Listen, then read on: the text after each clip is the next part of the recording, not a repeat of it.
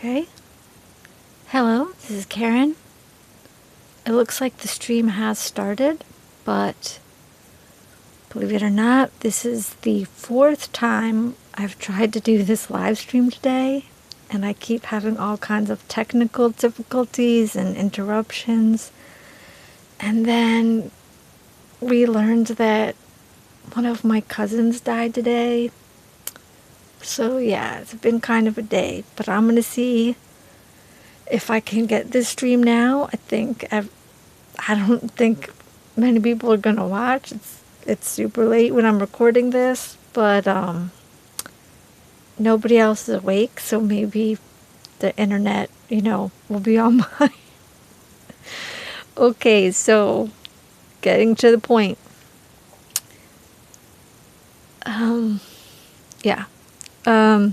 So this is part 4,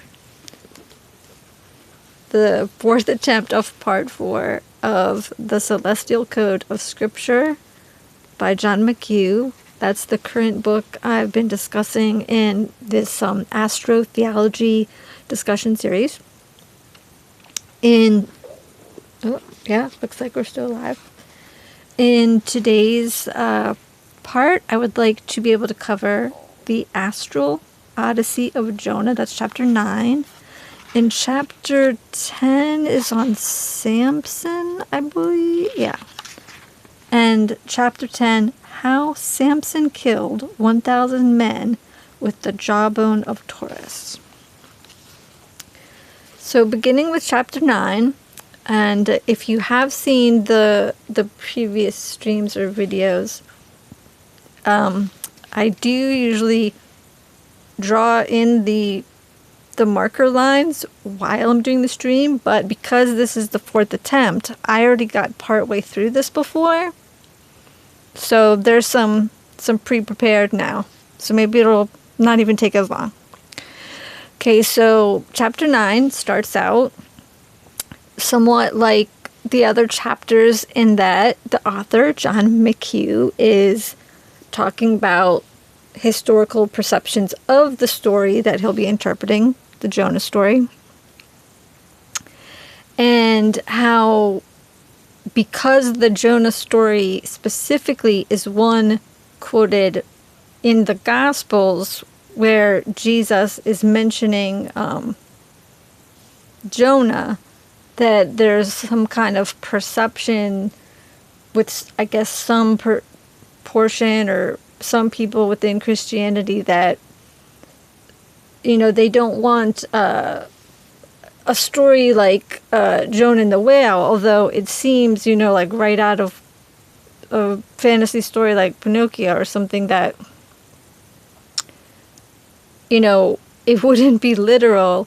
But the fact that Jesus in the Gospels is apparently like comparing himself to Jonah, I guess there's this perception that if Jonah's not true, then Jesus isn't true. But I'm saying I know some Christian people, and they're very capable of believing that anything Older Testament, but like Old Testament to them, which would be the Hebrew Bible, they're fully capable of believing that that's allegorical, but the Gospels is like 100% historical. I'm just saying there are some people that have that view, not everybody. Okay, so we start out with the constellation of Argo. I've talked about this in some of the other parts.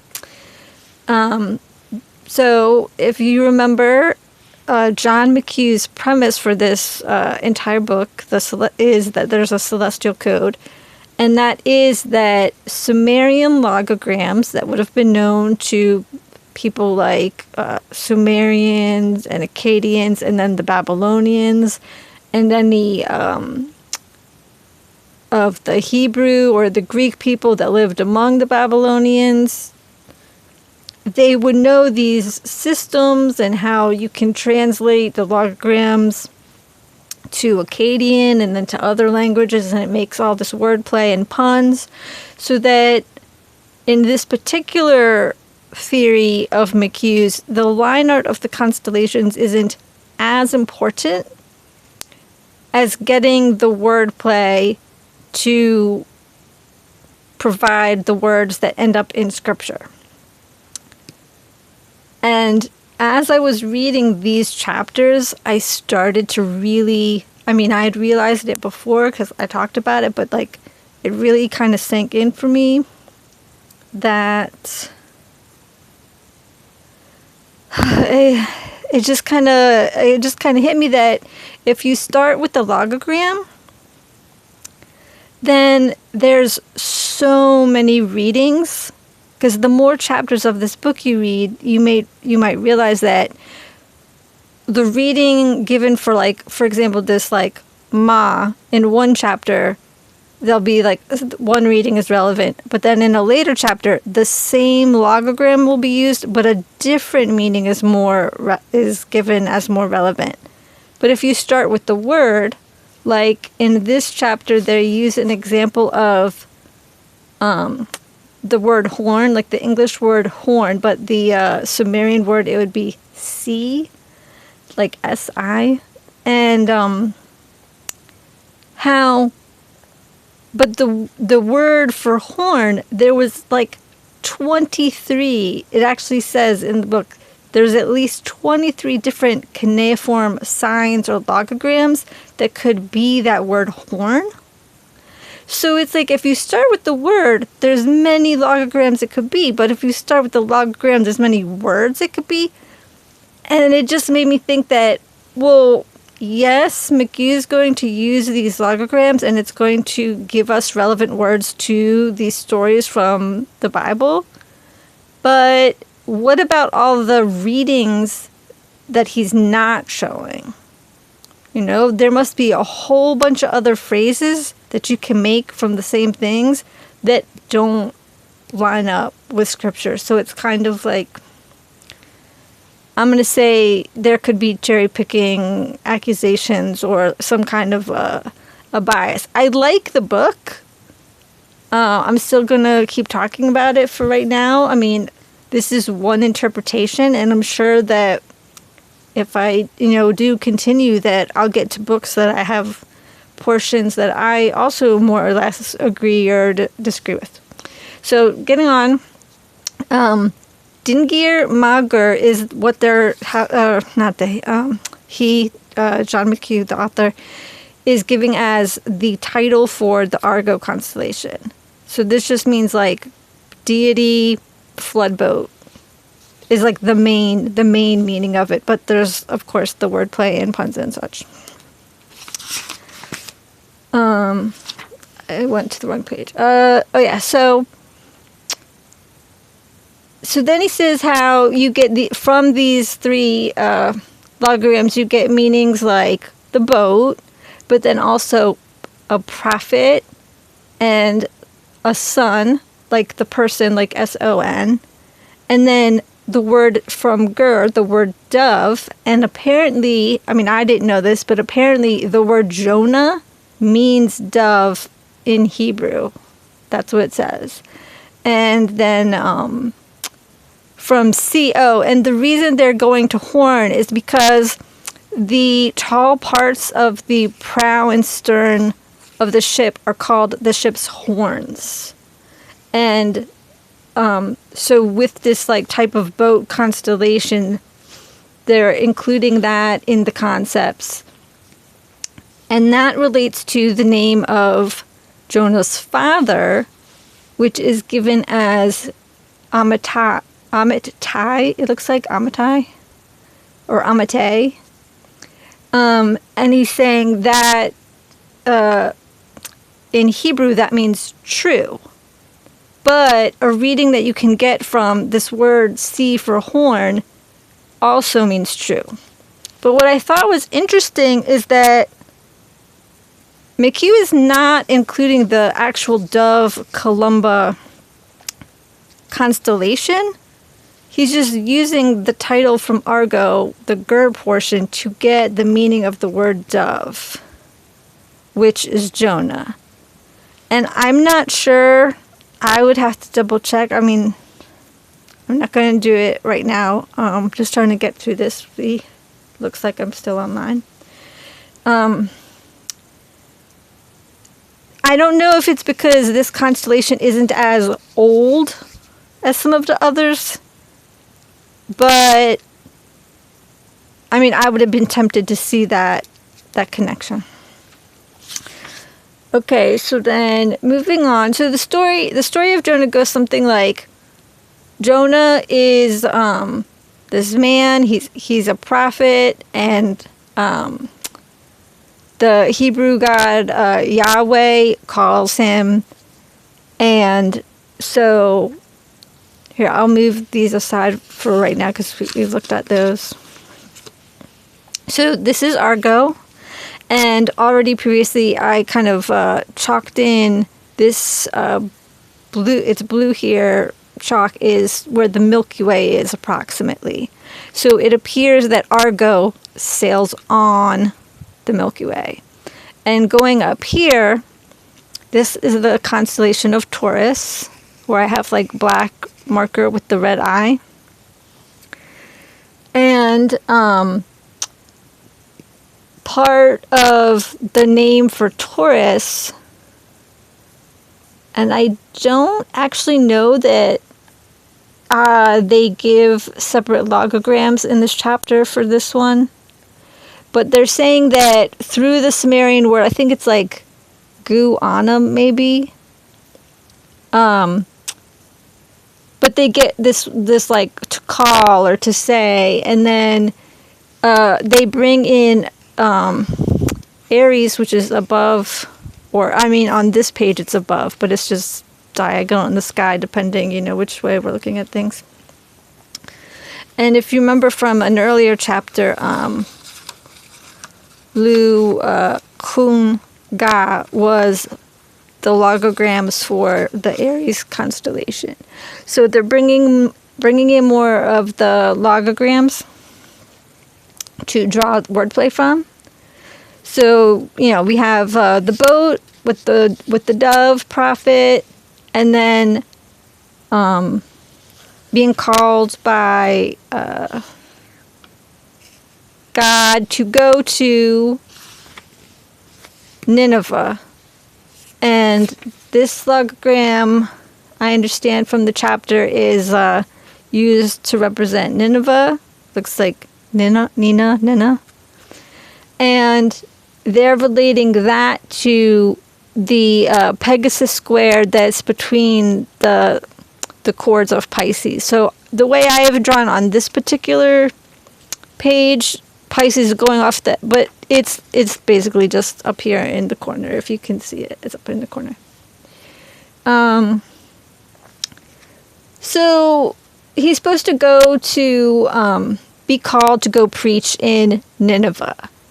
Jonah's like, no, I'm Audi 5000, and I'm going to get on the ship and, go out to sea, go somewhere else.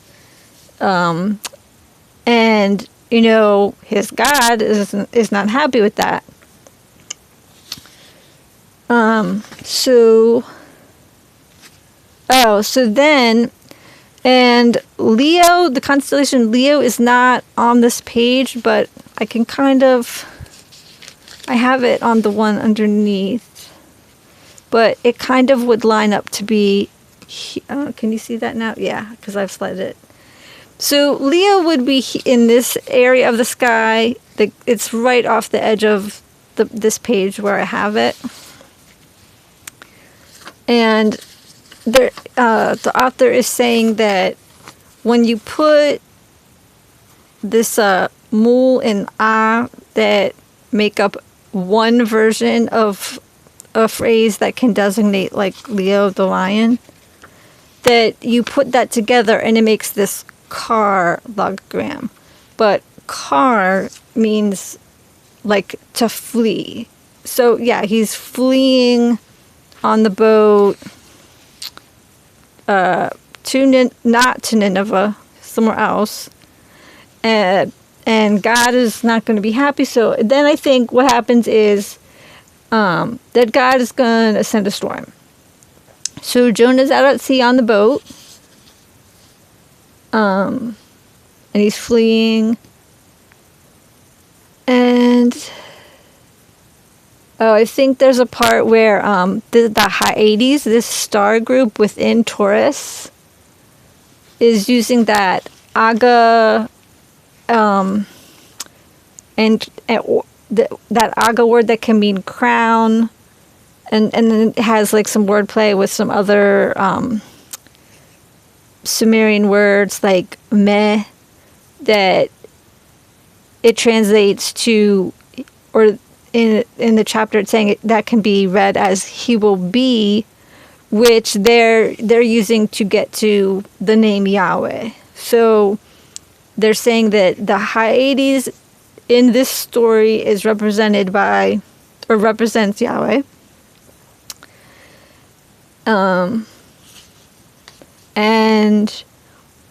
one of the readings that they're getting from Aries, from the logogram Hun, is that there's going to be some kind of calamity. So God is going to send a calamity. There's going to be a big storm in the sea. And if you recall, if you did see the other parts, that this whole portion of the sky here was called, like the sea.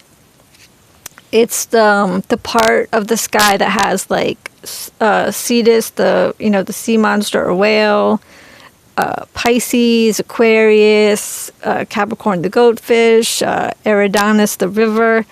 So there's the southern fish. There's a bunch of nautical themed constellations there. So they refer to that as the sea. It's also coincidentally one section from the Milky Way.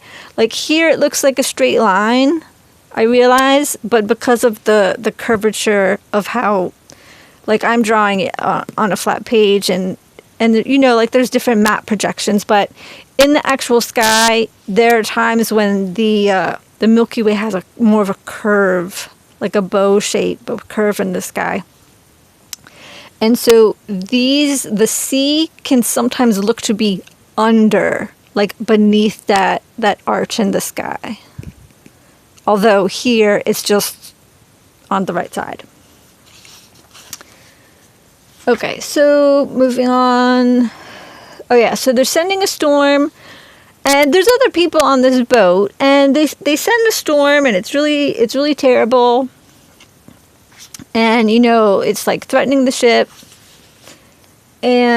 But weirdly, Jonah goes below deck, and it says that he falls asleep. And I think they get the fall asleep part from one of the readings of Lu within the Aries title. And from, I think it was chapter 7, was that the Garden of Eden one, chapter 7? There was like when Adam fell asleep, they're using that same connection again. And I was just thinking, it's weird. I was just wondering if, when you look at the actual sky, if there's something within the Argo constellation that looks like a place that you would lay down. I don't know if maybe Canopus itself, a bright star, is considered like the pillow where you would lay down, or because the Milky Way continues across the bottom of the ship, actually, although I've drawn it only ending here, it actually continues into the ship. If that part of the Milky Way was imagined as a bed within the ship, possibly. But that isn't specifically what McHugh talks about, because he's still focusing on the wordplay. I was just wondering if there was some actual clue here, because, and this will be come up in a later chapter as well, that there's a story where Jesus also lays down to rest on a boat when there's a storm at sea. And in the Gospels, Jesus is specifically comparing himself to Jonah with like 3 days and nights. So it's a little bit weird of like, why are they both sleeping inside a ship when there's a storm? I mean, I guess if there's a storm, you take shelter. I don't know. But anyway, So the storm is really terrible, and so the other people, the crew, want to throw Jonah into the sea because they're blaming him, and he just like went to sleep and ignored them, I guess. And so I'm looking if they have a specific wordplay for going into the water. Oh, it goes back to gur again. It's some wordplay with gur can mean to pick up or throw. I guess yeet. You just yeeted Jonah off the boat.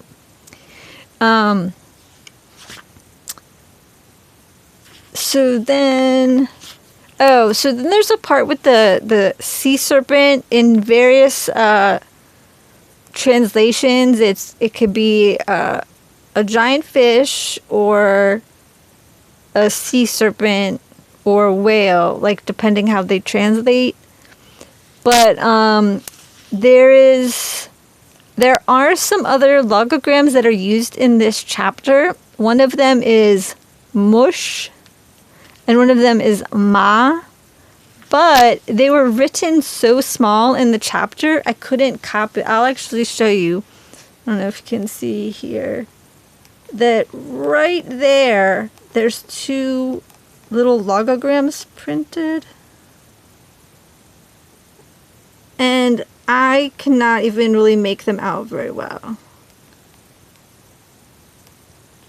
Some of them will be, I don't know if I have another page where I can show you, but some of them, they're really printed larger than this. Well, I don't have a good example right here, but they often are larger. Yeah, so that relates to this constellation of Cetus.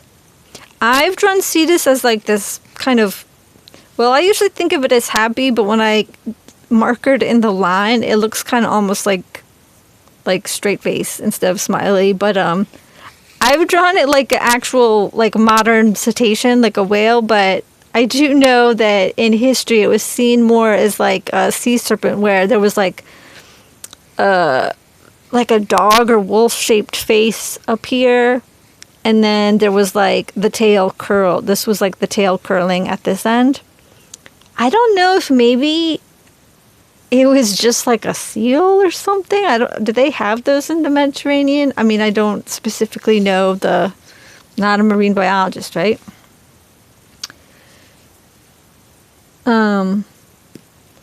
So then they're getting from one of the parts of the title of Taurus, they're getting swallow. So then they're getting the mush, and the ma is referring to this dragon and or fish, and swallowing.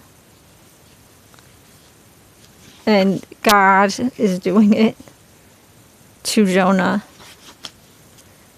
And, okay, so 3 days and nights. So from Leo again, which is off the page, but from the part, they're getting this 3 days meaning. And then from a part of Taurus, I guess it actually, the same meh that they were using to refer to God, they're also using to refer to it being night. But anyway, he's there for 3 days and nights is what the actual story says. And I would just say, as an aside, I don't know if it might even be mentioned in this chapter, but I'm not seeing it at this moment. But anytime that there's scripture or ancient text, and I see any number, but especially 3, but if it's any number, I just assume that it's going to be something relevant or symbolic and not as much literal.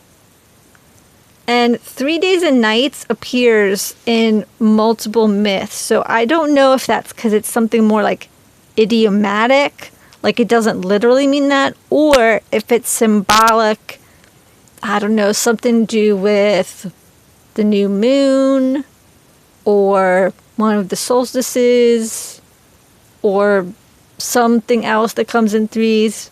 But anyway, it's in there, the 3 days and nights. So then, after Jonah has been in this whale and or fish and or dragon's belly for 3 days, I guess he's, learned his lesson, and so God commands the fish to vomit him out. And they're saying that, so the name for the Pleiades is just mul. I've seen that on the chart. It's just mul and another mul. That's the name for it. But they're saying through wordplay with that, they get the reading of to vomit out. So then, getting kind of close to the end of this chapter. Oh yeah. So then Jonah's vomited out onto dry land, and then he just goes to Nineveh like God asked in the first place. He just oh yeah, it refers to the name of the ship again. And they're saying, yeah, he's gonna go back to Nineveh and preach there. And oh yeah, this is the end of the chapter, but there's one more part where it's talking about an other logogram. I don't know if I made the flashcard for it, but it's id, like ID, id. And they're getting it from the word sign, like he made something as a sign in the sky. And it's the Eridanus constellation is what McHugh is connecting that to. Okay, so that is the end of chapter 9. And it does look like I'm still online, so as far as I can tell, that's good. So I'll continue on with chapter 10. So just to refresh, that's how Samson killed 1,000 men with the jawbone of Taurus. Now, it doesn't say in the story in Judges, it doesn't say the jawbone of Taurus. That's just the title telling us what it's going to be related to, right? So I'm going to put some of these aside. Because mostly we just need to look at Taurus for this one. And also, I don't remember if I said this in this particular stream already, but this chapter is not the full Samson story, because I know there's different episodes of like something with his hair and different, there's different parts of the story. This is just the portion about killing like 1,000 guys with a bone. Okay, so there's like a little bit at the beginning where, like in other chapters, McHugh's just talking about like, here's how things occurred to me, and here's the history of what some other people said about Judges and Samson. And so I mean this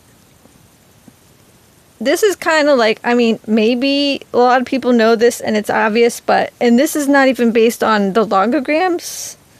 It's just that the name Samson, it means like little son is the reading that's given here in chapter 10. But if you have heard of, there's a solar deity named Shamash or Shumash, aka Utu.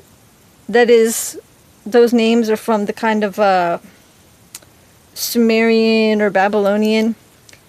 And that's, so Shamash or just means the sun, or also the name of the sun god. So I don't know if this is that like shibboleth thing where there's like the people that pronounce the S or the SH sound, or like if your alphabet distinguishes those as two separate things or not. But Samson, although we say it in English just with the Samson, not Shamshon, they're saying, yeah, basically his name was like Shamshon. And it just means like Sun God Jr., basically. So, the constellation of Taurus is here. The Hyades is a star group in its jaw, and the Pleiades is a star group in its shoulder. And as in previous chapters, from the Hyades, I guess, word men or met, they're getting these meanings of sun, not the person sun, but the heavenly body sun, S-U-N. But they're also getting this meaning of king as well as infant and crown with their separate Akkadian words. So, Samson is like this special, I don't know, king or infant, Sun God Jr. And, so they're also putting in there this, like, from part of the I think it's like, Guana is the name of Taurus. They're getting, to call or to be named, which is, yeah, he's named that.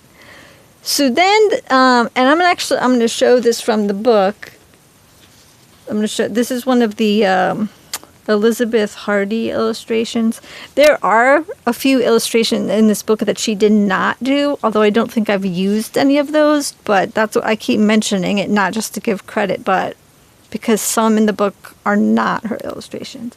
But you can see here there's like Taurus, and it's showing a bunch of stars, and then they're like, here's the head of a donkey, and they're showing just the Hyades, and they're showing how in the Sumerian, it looks like Is and C, but then here it's like italicized. It's like the Akkadian also had a word that was Is and C, but it's different. So it makes the meaning be the jawbone of an ass or donkey instead of just a jawbone. So, but I was just going to, oh, sorry, I'm giving shadows. The lighting is not good. It's late at night here. I just have the lamp. Because I'm gonna kind of turn the page here for this one, but okay. So if you look at Taurus this way, I mean, what does that look like, right? I mean, yeah, it looks like something with tall ears, like maybe that is a donkey, and not the horns of a bull that's charging at Orion over here.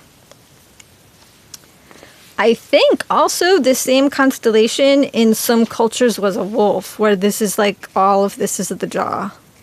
This whole thing is like a big set of jaws that's snapping at I don't know, Gemini or Orion over here or something. So yeah, without even needing the wordplay, I can totally see this being the jawbone of the ass or the bull.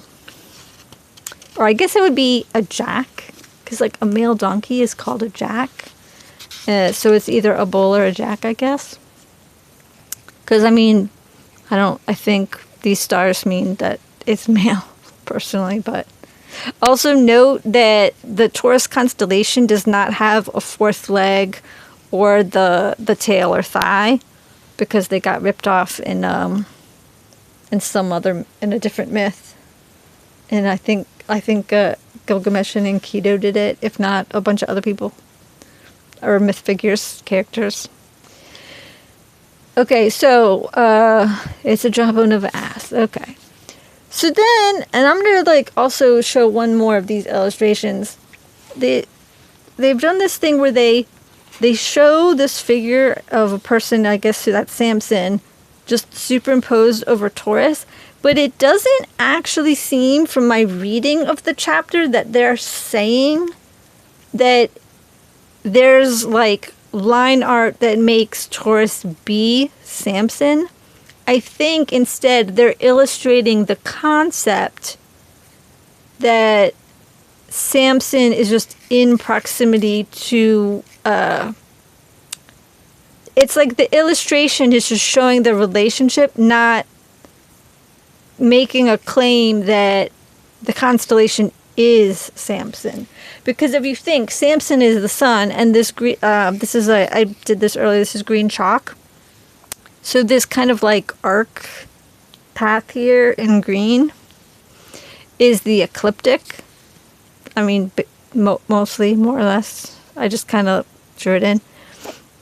So any of the bodies like the sun and the moon and the planets, they would be along this band in the sky.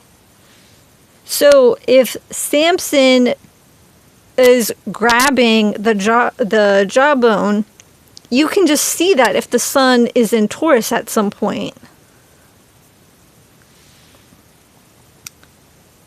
And I mean, that would probably be at sunset or sunrise at some part of some time period, because we don't often see the stars and the sun at the same time, with a few exceptions, or dawn after. But anyway, get some alternate, from Gu on the name of the, but from the Lu, you, they're saying they get so being the jawbone. This said, I've do Disran, and I think Lord Star, I could remembering. Is the, and the Sumerian is Igi, from Igi, that means to, and using the, which is like Indian Lu and Sumerian, and one means man, so there's like man. So he's like killing the other men, or so Pleiades, they get which a heap, like a people, like he's to the bone, I guess is. I